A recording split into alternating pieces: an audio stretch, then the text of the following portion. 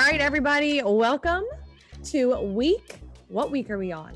42, I think. Are we on 42? We are on week 42. 42 of It Sports Sis. First and foremost, my name is Christine. I am your average Joe Schmo when it comes to sports knowledge, and I am here to ask all the questions that you have at home. And I am Sarah, your self-proclaimed sports expert. I am here to answer all the questions that Christine has and hopefully all of those questions that you two have at home.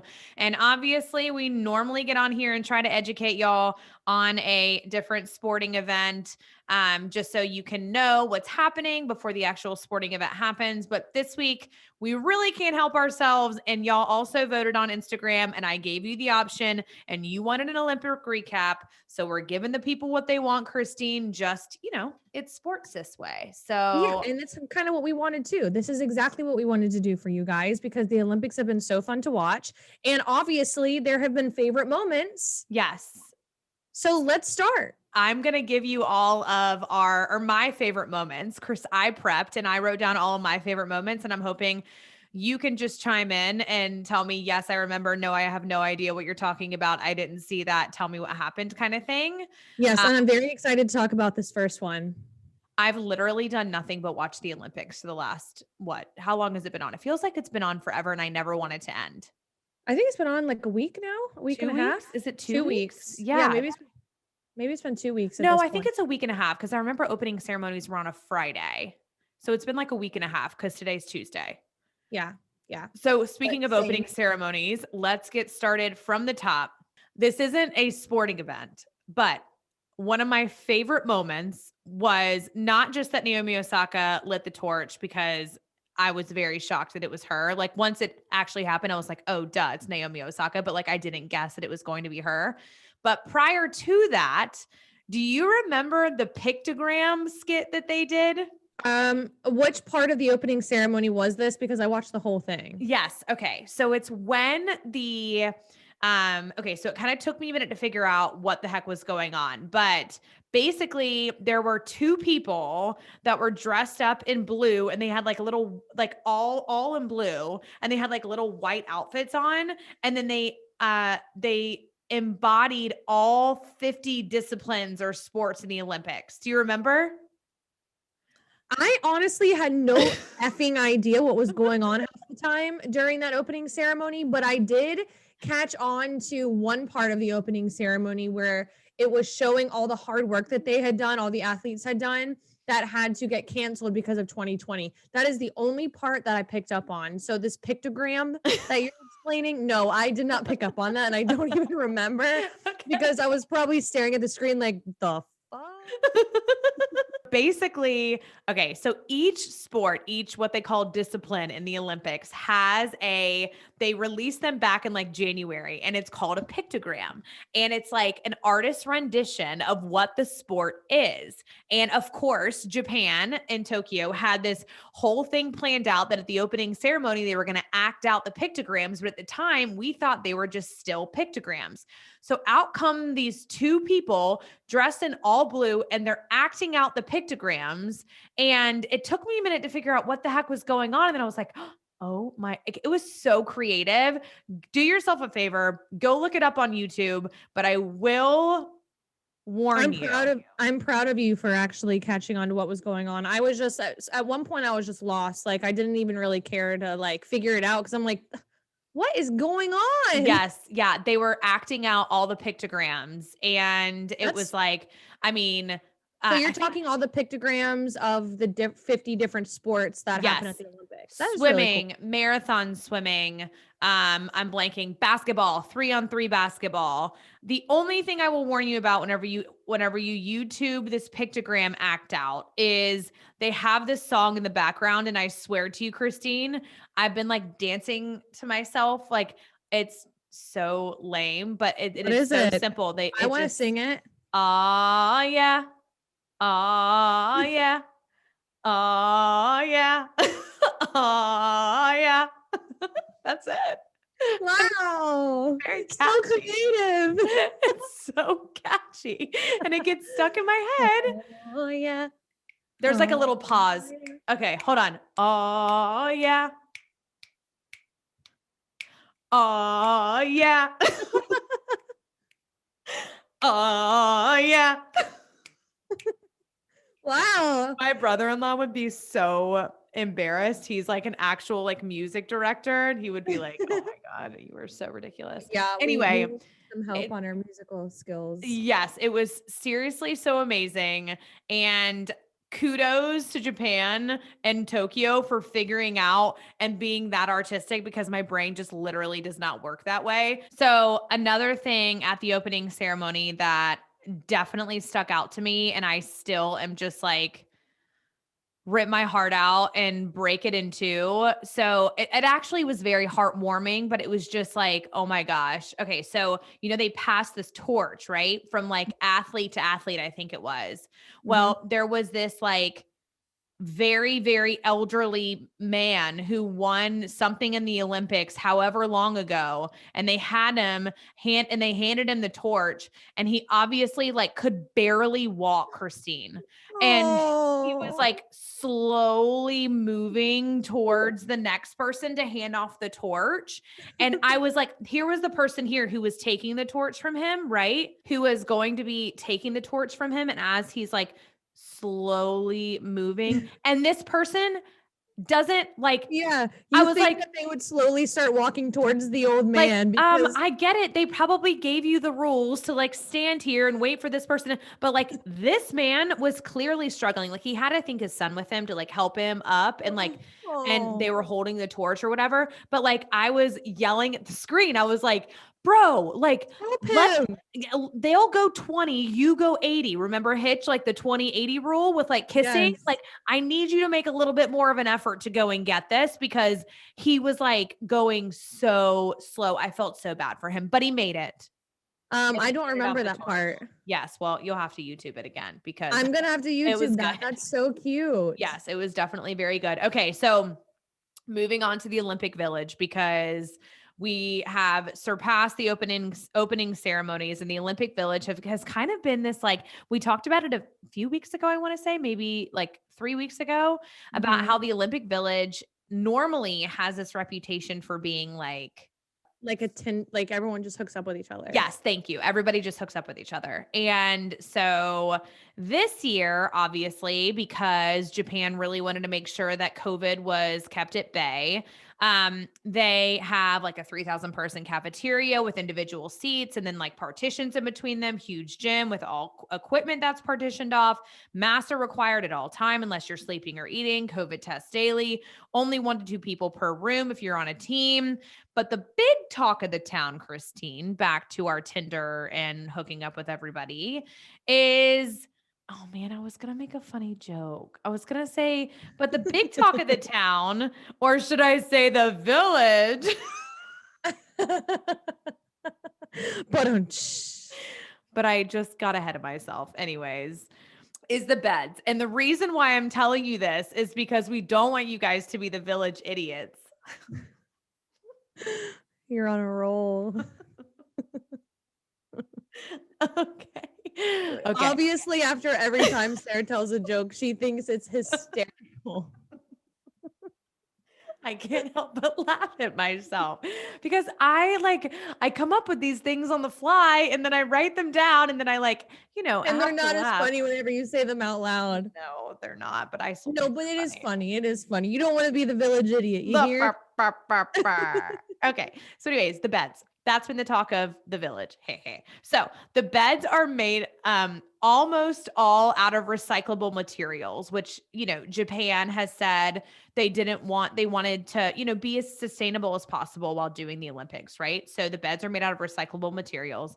And one of those materials is cardboard. So, the internet went all the way off speculating that our athletes were sleeping on like cardboard box beds, like literally like boxes.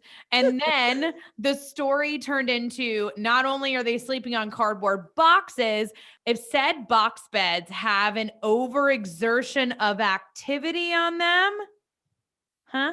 Hint, hint, you get it? I get what you're putting down. Okay. They will collapse.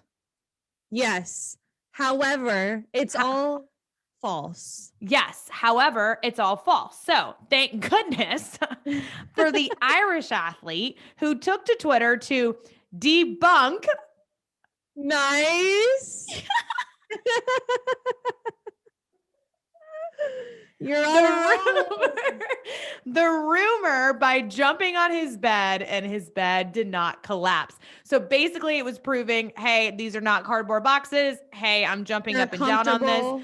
I don't know how comfortable they are, but they're not going to collapse under, Some athletes came out and said that it's comfortable, that they're not like sleeping on a cardboard box. It can sustain up to like 400 something pounds. So they were just coming out with all these stats to be like, no, that's not true. Right. I know. It's just so funny. Like, who came up with that? Like, who would actually think that they were putting our athletes on cardboard boxes? So, Just so they wouldn't hook up with each other. I know. So crazy. Well, I know that I really like to hype myself up and laugh at my own jokes, but the Australian swim coach for Titmus, I don't know her first This name. was so great. Oh my gosh. Did you see it? Oh, yes, I saw it. It was hysterical. It went viral. So of course you did. Okay. So Titmus is from Australia. Her swim coach went totally bananas, pacing up and down in the bleachers and like ripped his mask off and like grabbed the end of like the glass enclosure that he was in and was like, yeah, like you couldn't hear what he was saying, but he was like freaking out, like He was thrusting his pumping, and he was hip thrusting against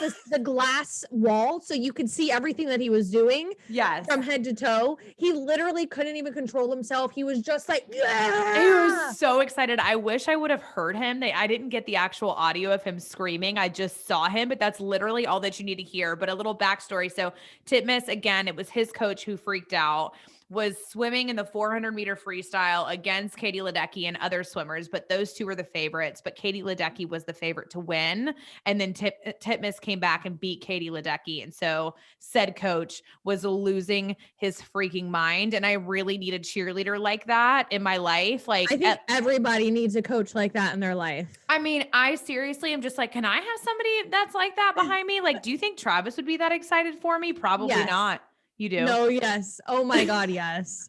Are you kidding me? I've seen some of these families cheering on their loved ones in the family and that are performing in the Olympics, and some of them are like this, and then some of them are just going nuts. Yes. And I just know that if you or I or Mary or Martin, our other two siblings, were in the Olympics, our family would be the ones that were going absolutely ballistic.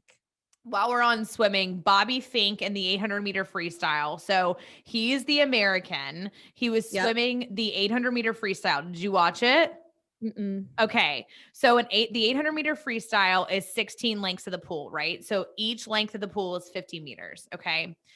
Bobby Fink flip turned into his last 50-meter. Okay. It was last lap. His last length. Yep. So he's flip turning from his 15th length into his 16th.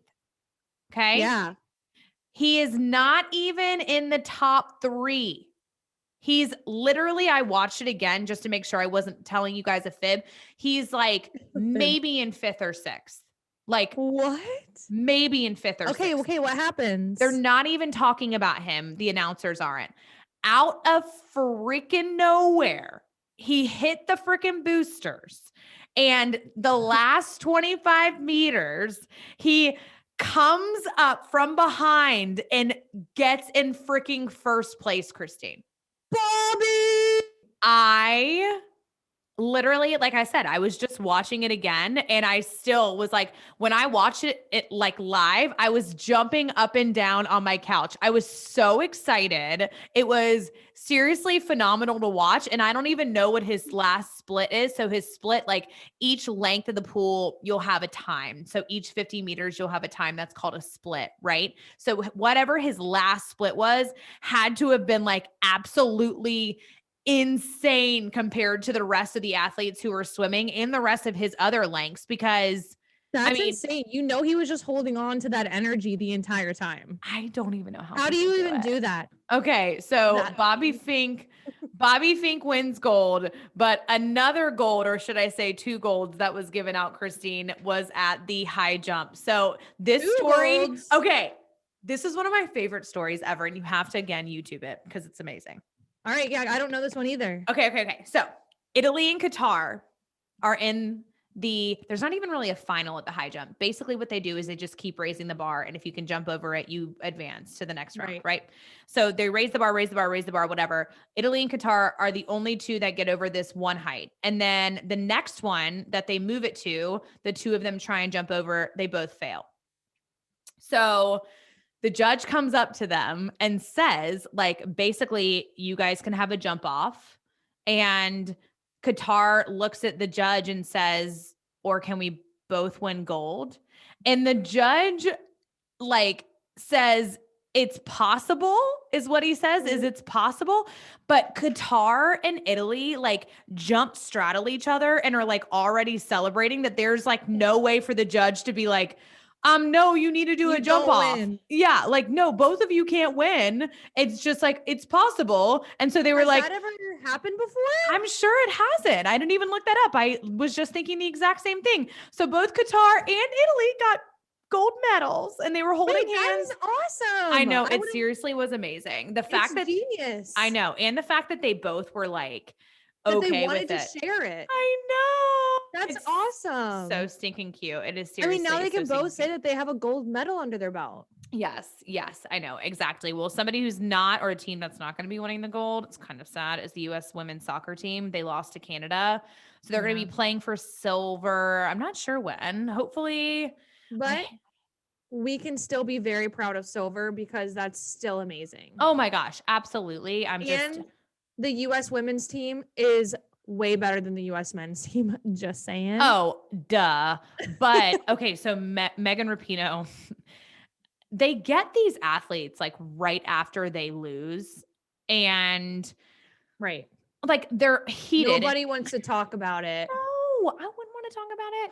Like, give me some time. And she's obviously a professional athlete for a reason. And I am not for a reason, but like she basically said that she couldn't believe that they lost and that they had never lost to Canada. And like how she said it, I was just like, zing, burn, zing, zing. The Canadians. Yeah, zing to the Canadians. Like, can't believe we lost. And we also can't believe that we lost to Canada because that's never happened before. And like she said it and it was like so PC how she said it. And it was like no big thing. But I was like, I know what you're really thinking because I can just like feel her energy. These women are so competitive. And as much as everybody wants to make it like, oh, we all love each other. And like, yeah, nobody likes to lose. Nobody likes to lose. Everybody wanted to win gold. That's why they were there. And so, well, and in her defense, I guarantee you, she probably wasn't expecting to lose to Canada. No. If they've played them before and they won, it's like, okay, you know, they were expecting to do better than they did. And it's always the worst feeling whenever you go into a game and play a lot worse. And there's nothing you can do about it. You know, sometimes you have on days, sometimes you have off days. And it's just, I mean, it came down to penalty kicks. It came down to freaking penalty kicks, which is not even, I know, it's so ridiculous. So anyways, hopefully the U.S. women's team wins silver. I am very confident they will. And I hate that they lost to Canada, but they will. Somebody Hi-ho silver. Huh? I said, hi-ho silver. Somebody who's not going for silver. These transitions, I'm killing it today. China. So China in synchronized diving, Christine, did you watch them off the bounce? Good. Yes. Off the bouncy board. It looks like off the bouncy board. Well, they weren't off. I didn't watch them off of the like platform, you know, like the really high, like still platform. I only watched them off the bouncy board, which I think is even more difficult to stay synchronized. I would think so. Right. Than just the flat platform. Yeah. And they're so in sync. It's wild. I literally am like, are they the same human? Like you watch them and it's like, I mean, they walk up the same. They jump the same. They walk the same up there. They have the same splash. Oh my, which is none. There's zero splash, I should say. Literally zero splash when they enter. They had like 9.5s and like everybody else was averaging like 7.5s and 8s. So like they totally blew the rest of the competition out of the water as they should and brought home gold. So side note, I was watching, I don't remember who it was, but it was an Olympic athlete for the USA and it was a female and she does the synchronized diving and she took her phone up to the platform to show how tall it was, to show you like what it looks like from her standpoint when she dives from the tall, you know, the one that doesn't bounce. It's just the flat Yes, platform, the and tall it's platform. so high.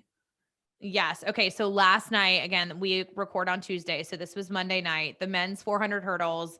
Rye Benjamin faced off in the final, the 400-meter hurdle final against 7 other men, but mainly against Norway's Karsten Warholm, who holds the world record for the 400-meter hurdles. And it was so close. And Christine, I know I try not to I do this to myself though, because they introduce different athletes and I come up with reasons to really hate everybody else except for the one that I'm cheering for. So Well, I mean, like how? What are you talking about? What do you come up with stories in your head? yes.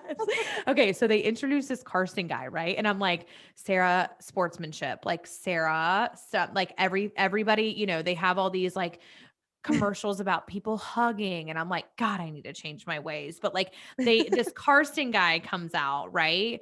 And he's just You're like, F you, Karsten. You already have a gold. no, he had the world record. And So he would already have a gold, right? I guess he won the world championships. He had not won the Olympics yet. Oh, okay. Yeah. Okay. So he had the world record from the world championship. So they introduced Rye Benjamin, who's the American, and he comes out and he's literally just like, thank you, so nice. Oh, love you, Rye. And then out comes Karsten, and he's like, go! Yeah. What? You are For the hurdles? yes, they introduce them individually and he they say that his nickname is the Terminator and I'm just like, ew, gag me. Right. And I'm just like, I don't like you at all. So at that point moving forward, I really wanted him to lose. You were really cheering hard against Karsten. I was really cheering hard against I can him. already see it. I can already see you standing this close to your TV, screaming obscenities at Karsten. I was like, yeah, I mean, I didn't want him to fall, but I did want him just to get tripped up a little. Break a leg. No, really. No, I didn't want him to break a leg. Anyways, what ended up happening is he won. He broke his world record. And Rye got silver. So Karsten won gold, Rye won silver. Karsten beat his old world record. But the crazy thing is so did Rye. Close. So did Rye. So they both really? ran so fast that they beat Karsten's old world record. Both of them did, but obviously since Karsten ran faster, he now holds the world record. So yeah. Do you know how much they beat it by? I don't know. Whenever you're talking 400 meters, it's milliseconds. It's crazy. Yeah. So well, still a winner in our book, Rye. Yes, Rye absolutely. Benjamin. Speaking of still winners, Simone Biles winning bronze on the beam after pulling out of the team event and a few individual events, citing that she had the twisties. Did you read about this or listen to it? I actually watched the entire event unfold and I got to see I don't really know what she means by the twisties. Basically, she just meant that she doesn't know her feet from her head when she's flipping. That makes total sense because she was messing everything up, right? Yes. And it's so not like Simone. You could tell it was a mental game at that point. Her floor routine, she stepped out of bounds twice. Her vault, she definitely lost where she was in the air. You could tell they slowed it down and you could tell her eyes are almost rolling in the back of her head. It was terrifying looking. So yeah, she wasn't in it. And I think that she made the right decision for herself. Yes, and I agree. The team could pull through, Yes, I agree. So she won bronze. Good for her. Just listening and hearing about what the twisties is makes me feel nauseous. But the bronze medal that Simone Biles won in the beam adds to the 73 total medal count that the U.S. has, which is the total or the highest total medal count. But we only have 24 gold and China has 32. It's not over until it's over, China. Yeah, that is very true. But the ROC, which is the Russian Olympic Committee, is in third with 52 and 13 gold. And I think there's been a lot of question about the ROC, Christine, because it's just why are they not Russia, right? Right. So yeah, kind of. So I know there was something about certain athletes were caught doping. Yes. Yeah. So they were cheating. Yes. Okay. So Russia was caught doping, not just as like individuals, right? Like if one individual is caught doping, like they're just kicked out, and like the country, like Sha'Carri Richardson, she wasn't caught doping, but she was caught, she had marijuana in her system. And so she wasn't able to compete.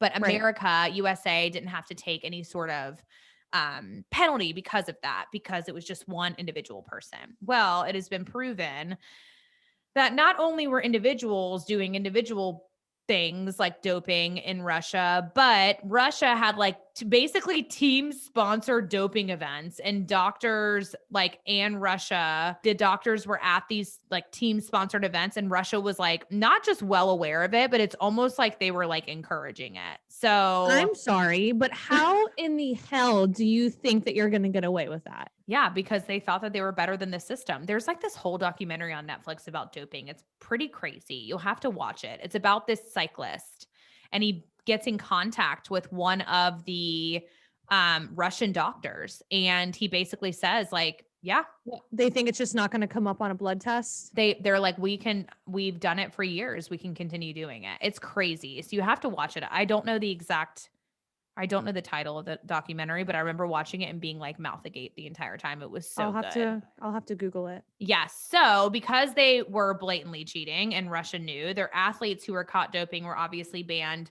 but the ones who were not can compete under the guise of Russia without actually being able to represent their country. So it's like a ceremonial slap on the wrist to Russia saying like, so like the announcers can't even say Russia, right? Like they're not even allowed to be like, oh, they're competing for Russia. It has to be the Russian Olympic Committee. The Russian Olympic Committee. Which you'll see ROC. ROC. Yeah. They'll say ROC or Russian Olympic Committee on the TV, but it's like everybody, it's still Russia. I can't believe they were having doping parties. I don't know if they were actual doping. I'm sure there was something like similar to that, and that's not actually proven, but it was proven that Russia knew about it. So I can only imagine that they were like, everybody, definitely being encouraged. So. All right. Well, that wraps up this week's episode of It's Sports Sis. You guys are awesome. Make sure you subscribe to our YouTube channel, follow us on Instagram, and subscribe to our podcast. And we'll see you next week. Bye-bye. See ya.